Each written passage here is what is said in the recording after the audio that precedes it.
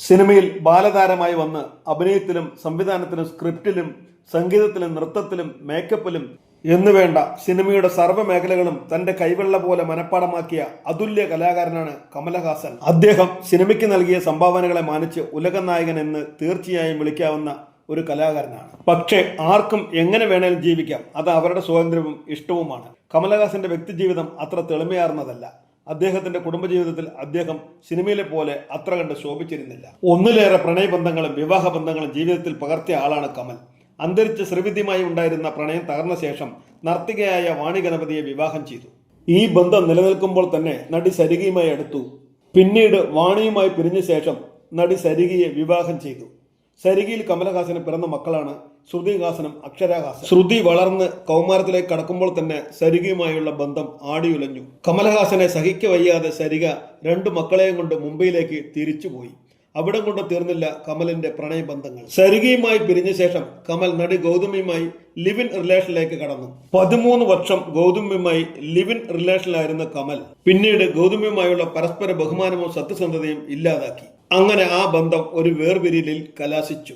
ഇത്രമാത്രം അറിവും വിവരവും ഉള്ള കമലഹാസനെ എന്തുകൊണ്ടാണ് ഒരു ചെറിയ കുടുംബം നന്നായി കൊണ്ടുപോകാൻ കഴിയുന്നില്ല എന്ന് ഞാൻ അത്ഭുതപ്പെടുകയാണ്. അതിനുള്ള ഉത്തരം ഒന്നേയുള്ളൂ: അദ്ദേഹത്തിന്റെ വഴിവിട്ട പ്രണയബന്ധങ്ങൾ തന്നെയാണ് അതിന്റെ ഏക ഉത്തരവും. സരികയിൽ കമലിനുണ്ടായ മകളാണ് ശ്രുതിഹാസൻ.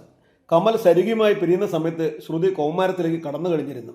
ആ കാലഘട്ടത്തിൽ തന്റെ ജീവിതം ആകെ മാറി മറിഞ്ഞെന്നും ജീവിതത്തിലെ സകല പ്രയാസങ്ങളും മനസ്സിലാക്കിയെന്നും ശ്രുതിഹാസൻ ഒരിക്കൽ പറയുകയുണ്ടായി. കമലഹാസന്റെ സൗന്ദര്യവും പാടാനും ആടാനും അഭിനയിക്കാനുമുള്ള അദ്ദേഹത്തിന്റെ സകല കഴിവുകളും ശ്രുതിക്കും ജന്മസിദ്ധമായി ലഭിച്ചിരുന്നു. പക്ഷേ എന്തുകൊണ്ടോ അത്ര കണ്ട് ശോഭിക്കാനായില്ല.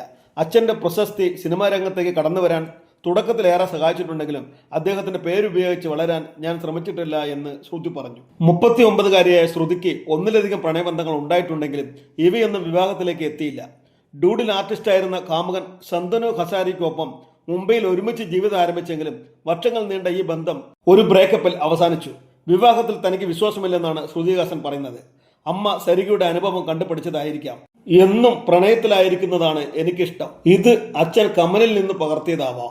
പക്ഷേ എനിക്ക് വളരെയധികം ഇഷ്ടപ്പെട്ട ഒരാളെ ഇതുവരെ ഞാൻ കണ്ടുമുട്ടിയിട്ടില്ല.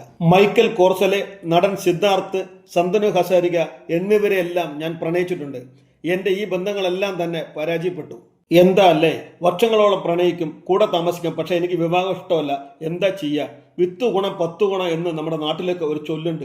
അത് തന്നെയാണിത്. എന്തെല്ലാം ഉണ്ടെങ്കിലും അവസാന കാലത്ത് മനസ്സ് ഒരു കണക്കെടുപ്പ് നടത്തും. അപ്പോൾ ഒട്ടും മനസമാധാനം ഉണ്ടാകില്ല, സംതൃപ്തിയും ഉണ്ടാകില്ല. ഏറ്റവും വലിയ ഉദാഹരണം അച്ഛൻ കമലഹാസൻ തന്നെ. അച്ഛനെ കണ്ട് പഠിക്കരുത് കുട്ടി എന്നേ GP സ്മടിക്ക് പറയാനുള്ളൂ.